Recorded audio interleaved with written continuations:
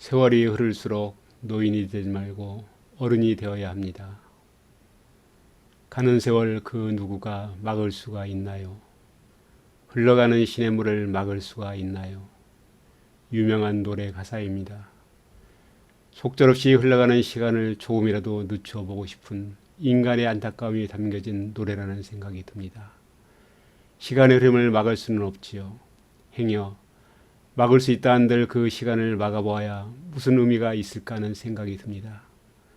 시간은 흘러가기의 시간이고 흐르는 시간을 막는 그 순간부터 시간의 가치를 잃어가기 때문입니다. 시간의 흐름을 안타까워하기 전에 시간을 의미있게 살아내지 못하는 우리 자신을 먼저 안타까워해야 합니다. 목사님, 저는 짧고 굵게 살 겁니다.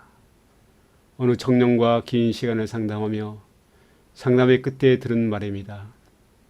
어른들의 생각과 살아가는 방식들을 신랄하게 비판하더니 청년이 마지막에 내린 결론이었습니다. 청년의 시각으로 볼 때 어른들의 삶과 기성세대가 만들어 놓았다는 사회의 모습들이 마음에 들지 않았나 봅니다. 어른들처럼 가늘고 길게 살기보다 짧고 굵게 사는 것이 더 의미 있고 가치 있다고 생각한 모양입니다. 우리가 살아가는 삶을 짧게 할 수도 길게 할 수도 없습니다. 우리 인간은 그저 허락한 시간을 살아갈 수 있을 뿐입니다. 하지만 하나님께서 저에게 짧고 굵은 삶과 가늘지만 긴 삶 중 하나를 선택하려 하신다면 저는 주저없이 가늘지만 긴 삶을 선택하겠습니다. 가늘고 길더라도 나이 듦을 경험하는 것이야말로 인생에 주는 선물이기 때문입니다. 시간이 흐를수록 육체의 힘은 약해지겠지만 오랜 세월을 지내면서 생겨난 내 이마의 주름살은 그 어떤 것보다 더 아름답기 때문입니다. 나이가 들어갈수록 부분이 아닌 전체를 볼 수 있게 됩니다. 또한 내 삶의 의미는 세월이 지나야 비로소 깨닫게 됩니다. 세월과 함께 고통받고 때론 기뻐하며 살다 보면 세월은 우리에게 삶의 흔적을 선물해 주는 것입니다.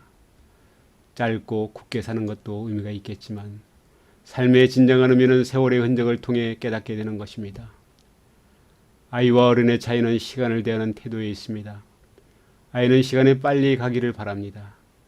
빨리 학교를 졸업하고 직장을 잡고 결혼하고 지금의 더디가는 시간을 뛰어넘고 싶어 합니다. 하지만 어른은 흘러가는 시간을 늦추려고 합니다. 할 수만 있다면 시간을 되돌리고 싶어 하는 것입니다. 하지만 지금은 빨리 갈 수도 늦출 수도 없는 절대적인 개념입니다. 시간은 그저 흘려보낼 수 있을 뿐이며 그런 의미에서 시간을 사랑한다는 것은 시간을 흘려보내는 것이라 할 수 있습니다.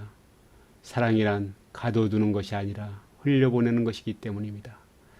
누군가를 사랑한다고 하면서 가둬두는 것은 사랑이 아닌 집착입니다. 시간에 대한 태도도 마찬가지입니다.